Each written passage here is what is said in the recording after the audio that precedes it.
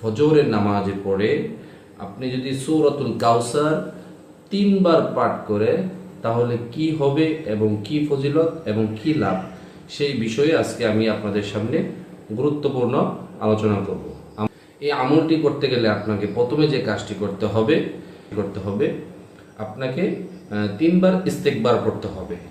আস্তাগফিরুল্লাহ আস্তাগফিরুল্লাহ আস্তাগফিরুল্লাহ। এবং সেই কাজটি হচ্ছে আপনি দুরূদ শরীফ পাঠ করবেন। আপনি চাইলে নামাজে যে দুরূদ শরীফ রয়েছে আপনি সেটিও পড়তে পারেন, অথবা ছোট যে একটি দুরূদ শরীফ রয়েছে সাল্লাল্লাহু আলাইহি ওয়াসাল্লাম, এই দুরূদ শরীফটি আপনি পড়তে পারেন। তো আপনি দুরূদ শরীফ 3 বার পড়বেন, সাল্লাল্লাহু আলাইহি ওয়াসাল্লাম সাল্লাল্লাহু আলাইহি ওয়াসাল্লাম সাল্লাল্লাহু আলাইহি ওয়াসাল্লাম। এইভাবে আপনি এই দুরূদ শরীফটা 3 বার পাঠ করবেন। তারপর আপনি যে কাজটি করবেন, আপনি আউযু বিল্লাহ এবং বিসমিল্লাহ সহকারে 3 বার সূরাতুল কাউসার পাঠ করবেন। তো আমি একবার আপনাদেরকে পাঠ করে শোনাচ্ছি। আউযু বিল্লাহি মিনাশ শাইতানির রাজীম। বিসমিল্লাহির রহমানির রহিম।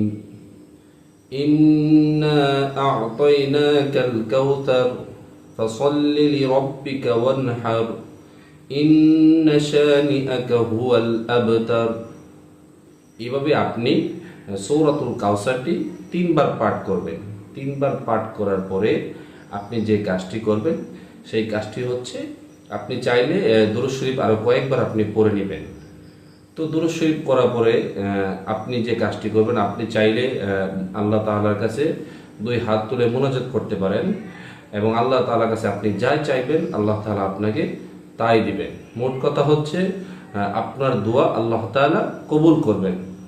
অথবা যে ফজিলতটি রয়েছে, আপনি সারাদিন যে কোনো কাজকর্মই করেন না কেন আল্লাহ তাআলা আপনার কাজকে সহজ করে দিবেন, আহসান করে দিবেন এবং আপনার যত ধরনের পেরেশানি রয়েছে সকল পেরেশানি থেকে আল্লাহ তাআলা আপনাকে মুক্ত করবেন এবং আপনার সারাদিনে যা প্রয়োজনীয় জিনিস দরকার আল্লাহ তাআলা সব প্রয়োজন আপনার মিটিয়ে দিবে।